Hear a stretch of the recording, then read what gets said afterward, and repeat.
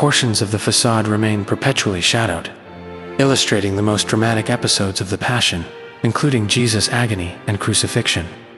It represents the struggle between darkness and light, the luminous and merciful love of God, and the sin that darkens humanity's heart.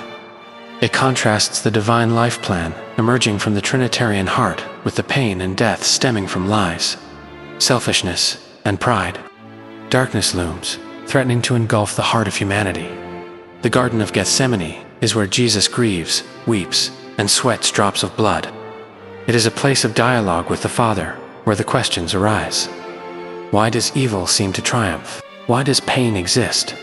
Why do the violent and dishonest often go unpunished? Why must we endure suffering?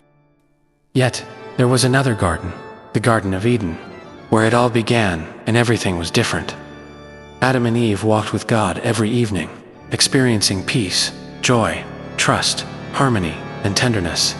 However, sin disrupted this communion. The friendship between man and God was fractured, leading to the loss of personal peace, harmony with creation, and the bond between them. Pain, anguish, and death emerged, transforming Eden into a place of Gethsemane. In this moment, Jesus' heart, filled with sadness, cries out. This is the moment of complete acceptance of the meaning of his sacrifice, a moment from which 14 scenes will unfold, illustrating the journey from the upper room, where the Last Supper was held, to the hill of the Ascension, passing through the stations of the cross, Golgotha, and the tomb. This journey reflects the path of love, where Christ remains faithful to himself, the Father, and us. He loves us to the end, not giving up, offering his body and blood as nourishment, washing our feet, and giving us the commandment of love. He endures the injustice of a false judgment and the lies of an unyielding Pharisaic system. He takes on our crosses and sorrows as his own, accepts our sins, and allows himself to be nailed to the cross. This is the love that never fails, never withdraws, and never deceives.